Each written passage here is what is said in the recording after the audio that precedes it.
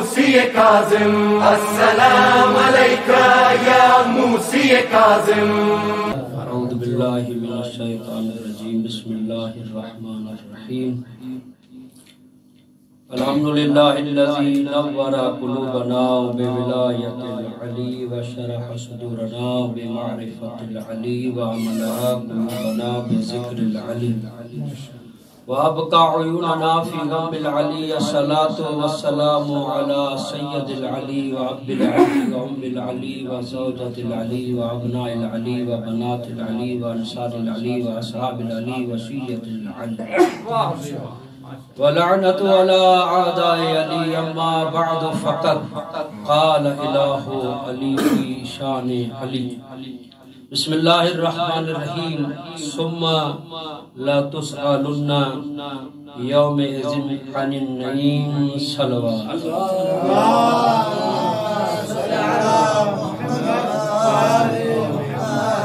سرکار امام صادق علیہ السلام کی شہادت کے تسلیت آپ کی خدمت میں اور آپ کی اور اپنی طرف سے سرکار امام زمانہ کی خدمت میں تسلیت عرض کرتا ہوں۔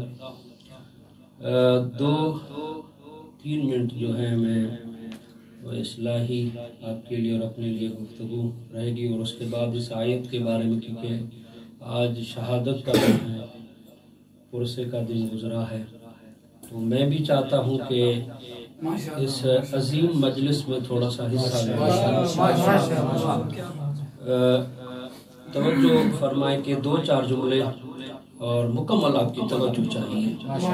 آرام سے پڑھوں گا، آپ بھی تھک چکے ہیں، اور میں اپنا حوصلہ خود کو داد دوں، کیا کہوں کہ اتنے خطیب سننے کے بعد بھی بیدار رہتا ہوں، ہر لفظ پر توجہ کرتا ہوں، کہیں ادھر ادھر نہ ہو جائے، کیونکہ یہ جو آپ پڑھتے ہیں اور میرے اوپر جو ذمہ داری رکھی گئی ہے، یہ آپ کی امانتیں ہوتی ہیں جو میں درج کرتا ہوں۔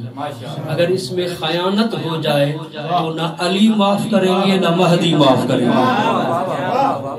اسی لیے ممبر پر جو بھی خطیب آتا ہے، ذاکر آتا ہے، عالم آتا ہے، وہ آ کے پڑھتا ہے، وہ ایک امانت آپ تک پہنچانے کی کوشش کرتا ہے، تو آپ کے لیے بھی ضروری ہے کہ اس امانت کو صحیح معنی میں وصول کریں، تاکہ خطیب کو بھی پڑھنے میں خوشی محسوس ہو کہ میں نے جو محنت کی ہے، جو میں پہنچانے کی کوشش کر رہا ہوں وہ پہنچ رہا ہے، یعنی جو پہنچانے کی کوشش کی جائے مومن وہ لیتے ہیں۔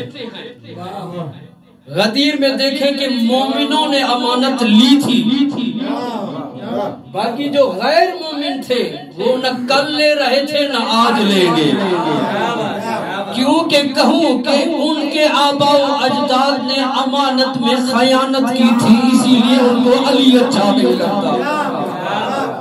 میں اس سے بہتر جملہ نہیں کہہ سکتا، توجہ چاہتا ہوں۔ پہلے خطیب نے بہت، تمام خطیبوں نے، علماء نے، طلاب نے بہترین احسن طریقے سے اپنی حاضری پیش کی۔ حق بھی یہی ہے ممبر کا، کیونکہ یہ ممبر بنا ہی علی کے لیے ہے، تو اس ممبر کا حق ہے یہاں سے علی علی ہونا چاہیے۔ تو علی جب کہوں تو پہلا غدیر والا بھی علی ہے، اور جو پردے میں بیٹھا ہوا ہے وہ بھی علی ہے۔ آپ کی مرضی ہے جس علی کا آپ ذکر کریں۔ کسی نے کہا کہ ایک حدیث استاد پڑھ رہے تھے پرانے زمانے میں نے سوال کیا اور اس نے جو جواب فرمایا تھا میں آپ تک پہنچانا چاہتا ہوں۔ میں نے سوال کیا کہ استاد محترم، آپ حدیث پڑھا کرتے ہیں کہ اولنا محمد، اوسطنا محمد، آخرنا محمد وکلنا محمد، محمد تو ملتا ہے، علی کیوں نہیں ملتا؟ استاد نے فرمایا اسی لیے کہ زمانے والوں کو ایک علی ہضم نہیں ہوتا تو 12 ہو جاتے، تو کیسے ہضم ہوتا؟ تو مولا کا ذکر کرنے آتے ہیں۔ یہ بڑی سعادت ہے آج کے دن بیٹھ کر، اور ایسا دن ہے جو ہمارے وارث، ہمارے آقا سے منسوب ہے یہ دن، اور ہم اس امام کی سپاہ بننے جا رہے ہیں یا بن رہے ہیں جو کربلا کا وارث ہے، جو اس فرش عزا کا وارث ہے۔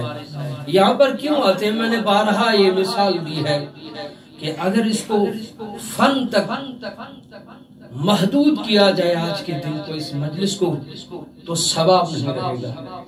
اگر اس کو توسل کا ذریعہ قرار دیا جائے، نیت میں یہ ہو کہ جا رہا ہوں 12ویں کی خدمت میں، جا رہا ہوں وقت کے حسین کی خدمت میں، جا رہا ہوں وقت کے علی کی خدمت میں، تاکہ کچھ قطرہ معرفت کا عطا ہوتا۔ اس لیے مولا کی بارگاہ میں آ کر ہم حاضر ہوتے ہیں۔ یہ زبان کی لکنتیں دور ہو جائیں گی اگر دل سے علی علی کیا جائے۔ زبان تک ذکر محدود رہے گا تو لکنتیں ختم نہیں ہوگی، دل کی زبان اور وجود اگر علی علی پکارے گا تو لکنتیں ختم ہو جائیں گی۔ اسی لیے خطبہ حضرات بہترین انداز سے خطاب کر رہے ہیں، اور دل خوش ہوتا ہے جب علی والے یہاں بیٹھ کر اور حق کے نمک ادا کرتے ہیں کہ جس کا کھا رہے ہیں اسی کا ذکر کر رہے ہیں۔ اور ہم یہی کوشش کرتے ہیں، کیونکہ ہر امام کی کوشش یہی رہی ہے کہ کربلا کو بھی بیان کیا جائے، یعنی یہ کہوں کہ ولایت علی بھی بیان ہو اور عزائے حسین بھی بیان ہو۔ اس لیے ہمارا یہی مقصد ہے۔ یہاں اسی لیے یاد کر رہے ہیں کہ پاکستان میں جا کر ہم وہ شیعان حیدر کرار، مولا کے عزادار، مولا کے ماتمی جو ہیں، ان کو جا کر معارف اہل بیت بیان کریں، ان کو جا کر بتائیں کہ اے عزاداروں خود کو پہچانو، جب تم فرش عزا پر بیٹھتے ہو، توجہ چاہتا ہوں، جب تم آ کر فرش عزا پر بیٹھتے ہو تم نہیں بیٹھتے، ایسے بھی آتے ہیں جن کے دروازے پر کھڑے ہو کر جبریل بھی اذن مانگتا ہوا نظر آتا۔ یہی یاد کرنے کے لیے ہم یہاں حاضر ہوئے ہیں، اس حوضے میں فرش عزا پر، اس منبر پر یہاں حاضر ہوتے ہیں، اور کس اچھے دن کا انتخاب کیا ہے، اور ایسا دن ہے جس کے لیے کہا جاتا ہے کہ اولیاء خدا دعائیں کر کے وقت کے وجہ اللہ کی توجہ حاصل کرتے ہیں۔ ایسے دن کو ہم یہاں جمع ہو کر مولا کا ذکر کرتے ہیں۔ آج امام کی شہادت ہے، میں 2-4 جملے بیان کروں گا۔ آج میں اصلاحی جو کلمات ہیں وہ میں زیادہ ادا نہیں کر پا رہا، اتنا ضرور کہوں گا کہ الفاظ کا خیال رکھا جائے، یعنی آپ کس ہستی کے لیے لفظ استعمال کر رہے ہیں وہ ملحوظ خاطر رکھا جائے۔ جس طرح سے برادر نے فرمایا کہ جس طرح سے امام نے علم کو عام کیا ہے، ایسے کوئی کر نہیں سکا، یہ جملہ غلط ہے، بلکہ یہ کہیں کہ جس طرح سے امام کو موقع ملا ہے اس طرح سے کسی کو نہیں ملا، ورنہ ان کی خاموشی بھی علم ہے، ان کا بولنا ہی تلاوت ہے، اور ان کا گھر میں بیٹھنا ہی معرفت ہے۔ یہ نہ بول کر بھی بولتے ہیں، کیونکہ ان کے وجود سے فیض کے چشمے جاری ہوتے ہیں۔ وجود بولتا رہے پھر بھی فیض ملتا ہے، وجود خاموش رہے پھر بھی فیض ملتا ہے۔ اگر ان کو لینے والے وہاں نہیں تھے، اور امام کی بارگاہ میں لینے والے تھے، اسی لیے مولا نے ایک عظیم یونیورسٹی قائم کی جس میں کافی، یعنی فقط 4000 طالب علم آ کے نحو نہیں پڑھتے تھے، صرف نہیں پڑھتے تھے، فلسفہ نہیں پڑھتے تھے، قرآن نہیں پڑھتے تھے، علوم بہت لا تعداد علوم تھے۔ اتنے علوم کو پڑھانے والا ایک علی کا وارث صادق تھا، اور مولا نے آکے اپنے کردار سے وہ دعوے جو علی نے کیے تھے وہ بتائے ہیں۔ علی نے سلونی کہا تھا، مگر علی سے علم لینے والے نہیں تھے۔ مولا نے علم پہنچا کر کہا، میرے دادا نے دعویٰ کیا تھا، میں نے دلیل دیا۔ کوئی ایسا علم بتاؤ جو صادق نے بیان نہ کیا ہو۔ اور وہی توجہ چاہتا ہوں، پہلے علی کے دور میں علی نے کسی کو ہلاکت سے بچایا تھا، اس نے 72 مرتبہ کہا تھا اگر علی نہ ہوتا میں ہلاک ہو جاتا۔ اس کے دور میں بھی کسی نے کہا اگر صادق کے پاس 2 سال نہ جاتا تو ہلاک۔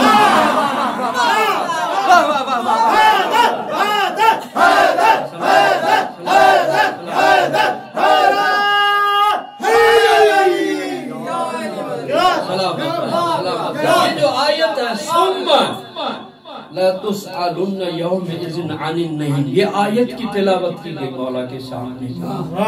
وہ زمانے والوں کا، لوگوں کا بنایا ہوا امام وہ آ کے کہتا ہے مولا یہ آیت کیا کہتی ہے؟ مولا نے فرمایا تم کیا سمجھتے ہو؟ تاکہ اس آیت میں ہے کہ اس دن ضرور بضرور نعمت کے بارے میں سوال کیا جائے گا. مولا نے فرمایا تم لوگ کیا سمجھتے ہو؟ کہ یہ کھانے پینے کی ٹھنڈی گرم چیزیں اور جو اللہ نے ہمیں نعمتیں دی ہیں جو کھا پی رہے ہیں ان کا سوال کیا جائے گا. مولا نے فرمایا اگر تجھے کچھ قرآن آتا نہیں ہے تو پھر دعویٰ کیوں کرتے ہو؟ پھر مولا اس کا مطلب کیا ہے؟ توجہ، مولا نے فرمایا اللہ نے ہر بندے کو یہ نعمتیں عطا کی ہیں، یہ ہو ہی نہیں سکتا، یہ کریم کے لیے بعید ہے کہ وہ عطا کر کے پھر سوال کرے.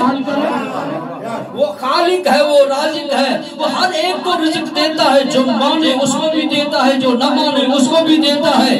یہ رزق دے کر سوال کیسے کرے گا؟ کہ مولا پھر یہ نعیم، یہ عظیم نعمت کون سی ہے؟ میرے مولا نے فرمایا یہ وہ نعمت ہے جس کے صدقے میں آدم کی توبہ قبول ہوئی، یہ وہ نعمت ہے جس کی صدقے میں نوح کی کشتی بچی رہی، یہ وہ نعمت ہے جس سے ابراہیم کے لیے آگ کو گلزار کیا گیا، یہ وہ نعمت ہے جس کے صدقے میں اسماعیل کو چھری سے بچایا گیا، یہ وہ نعمت ہے اگر رسول نہ پہنچاتے تو دین مکمل نہ ہوتا.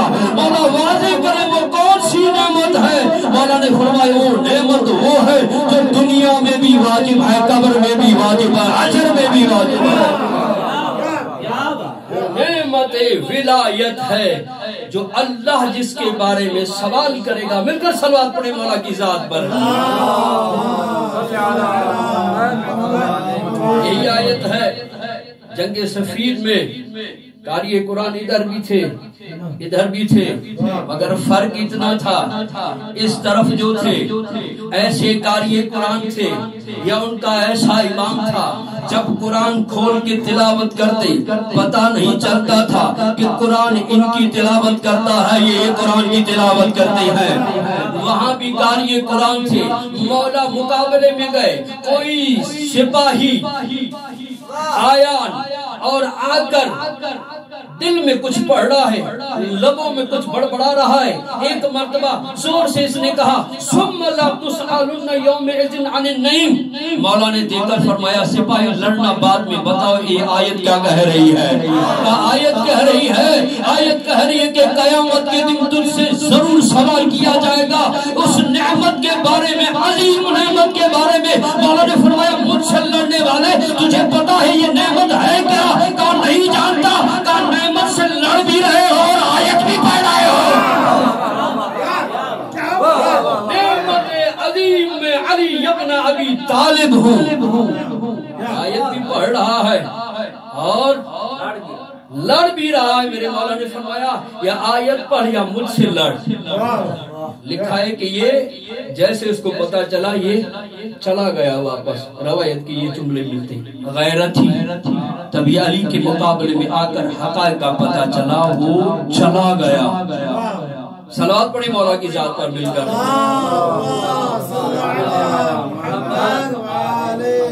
اور مولا صادق علیہ السلام کا آپ دور پڑھیں گے، علم کے حوالے سے آپ پڑھیں گے. مولا نے دو چیزیں ایسی پہنچائی ہیں، ویسے بہت پورا دین پہنچایا ہے. دو چیزیں، ایک ولائے علی، ایک عزائے حسین. ولایت کا ایسا پرچار میرے مولا نے کیا ہے. حسین جمال ایک راوی کا نام ہے، مولا کا صحابی ہے. توجہ چاہتا ہوں، حسین جمال یا حسین جمال اس کا نام ہے، یہ مولا کا صحابی ہے. یہ کہتا ہے کہ میں مولا کے ساتھ سفر کر رہا تھا، مدینے سے جا رہا، توجہ چاہتا ہوں، جا رہا تھا، راستے میں غدیر کا میدان آیا. میرے مولا اپنی سواری سے نیچے اترے اور احترام کیا. فرمایا اے حسین جمال جانتے ہو یہ مقام کون سا ہے؟ مولا نہیں جانتا، آپ ہی بتائیے. فرمایا یہ وہ مقام ہے جہاں من کنتو مولا فہذا علی مولا کہا گیا تھا. یہ وہ میدان ہے جس کے احترام میں میں اپنی सवारी से उतरा हूँ, मैं अपने नाके से उतरा हूँ, इस मकाम का एहतराम इतना है कि इस मकाम पर पैदल चला जाए। यहाँ पर आकर मैं रसूल खुदा ने हाथ बुलंद करके ऐलान किया था, मगर कुछ ने माना, कुछ ने नहीं माना। मौला आपने ये बयान किया है, मेरा दिल करता है कि जब आप वापस जाएं तो लोगों को जाकर बताऊं। मौला ने फरमाया जाकर बताना, मगर जो नस्ब के खराब है, जिसकी असल खराब है, नस्ल खराब है, वो कबूल नहीं करेंगे, ठुकरा देंगे। यानी मौला को भी पता है कि जिसकी असल और नस्ल खराब हो, चाहे उसको सादिक भी बयान करे, उसके दिलों पर असर नहीं होता। सलवात पढ़े मौला की ज़ात पर मिलकर। मौला के दौर में इस तरह की बहुत सारी रवायात हैं, अगर बयान करने लगूं तो मेरा टाइम वैसे तो मुख्तसर होता है, वैसे भी इनका जिक्र टाइम का मोहताज नहीं होता। इनका जिक्र क्योंकि ये वक्त से पहले है और वक्त महदूद हो जाता है जब इनका जिक्र होता है। तो इसलिए देखिए हर मकाम पर मैंने अर्ज किया कि ये विला का प्रचार करना, विलायत अली को लोगों तक पहुंचाना, इमाम अपनी हर क्लास में 2 बातें बयान करते थे कि विलायत अली हक है और मेरा दादा मसलूम है। इसी तरह से देखिए एक शख्स आता है, वो आके मौला बात मशहूर हो जाती है कि ला इलाहा इल्लल्लाह मुहम्मद रसूलुल्लाह फिला खलीफा, ये जन्नत के दरवाजे पे लिखा हुआ है। मौला तक ये बात पहुंची और अली के बेटे को जला लाया और आस्तीन चढ़ाई और कहा कि ये बेदीन लोगों ने दीन को तब्दील करने में कोई कसर नहीं छोड़ी, यहाँ तक कि इसको भी तब्दील कर दिया। मौला ने फरमाया उसका नाम हरगिज नहीं लिखा हुआ है। अब मैं बताता हूँ, अल्लाह ने जब जमीनों को खल्क किया उनके सीनों पर लिखा ला इलाहा इल्लल्लाह मुहम्मद रसूलुल्लाह अली वलीउल्लाह। अल्लाह ने जब हवाओं को खल्क किया उन पर लिखा अली वलीउल्लाह। जब अल्लाह ने आसमानों को खल्क किया उन पर लिखा अली वलीउल्लाह। तवज्जो चाहता हूँ, अल्लाह ने जन्नत के दरवाजों पर लिखा अली वलीउल्लाह, अल्लाह ने कौसर पर लिखा अली वलीउल्लाह, अल्लाह ने कलम पर लिखा अली वलीउल्लाह, अल्लाह ने कुर्सी पर लिखा अली वलीउल्लाह। जुमला कहूँ कि ये सब कुछ क्यों लिखा? इसीलिए लिखा कि अल्लाह को पता था यही लिखने के लिए अल्लाह का आखिरी महबूब कागज कलम मांगेगा, ये न देकर खबासत दिखा रहे हैं, मैं लिखकर कुदरत दिखा रहा हूँ। तो ये मौला ने हर मकाम पर ये बयान किया है।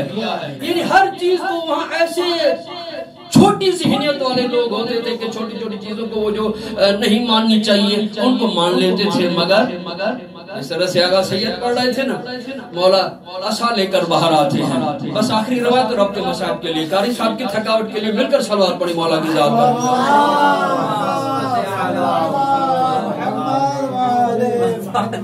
ये बुलंदर सलवात है, जरा आस्ता सलवात एक और भी पढ़ दें इसी तरह से।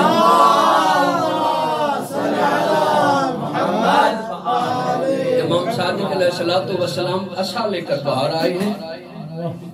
किसी ने पूछा मौला आपका इतना सिन तो नहीं है, आपने इतने आप ज़ईफ तो नहीं है कि आशा का सहारा ले रहे हैं। मौला ने फरमाया तबर्रुक की खातिर ये आशा मैंने उठाया है। ये अपना रसूलुल्लाह ये आशा ऐसा है कि ये हमारे नाना मुस्तफा का आशा है। उस शख्स ने क्या किया कि आशा को चूमना शुरू कर दिया। मौला ने फरमाया क्या कर रहे हो? कहा रसूल का आशा है उसको चूम रहा हूँ। इमाम सादिक ने फरमाया ताज्जुब है तुझ पर, वाह है तुझ पर, रसूल का खून सामने खड़ा है और आशा को चूम रहे हो। आशा को चूम रहे हो भाई, कल तुम्हारा आशा को चूमे वो सवाब हम अलग को चूमे बिदअत कैसे हो गया? और इन्होंने विला और अज़ा साथ में बयान किया है। रावी कहता है कि हम सफर में ही थे, एक मरतबा मैंने देखा मौला ने अमामा उतारा और अमामा उतार कर मौला रोने लगे। इतना रोए, मैं करीब गया, मैंने कहा कि मौला आप रो क्यों रहे हैं? मौला ने फरमाया जो मैं सुन रहा हूँ अगर तू सुनता तू भी रोता। कहा मौला क्या आपने सुना है? कहा कि जैसे मदीने के करीब हो रहे हैं, فضاؤں میں اللہ کے فرشتے اور اللہ کی جو مخلوق ہے جسے جن کہا جاتا ہے ہمارے داتا حسین پر ایسے بیان کرتے ہیں اگر زمین والے سنے تو زمین پھٹ جائے گی، لوگوں کے جگر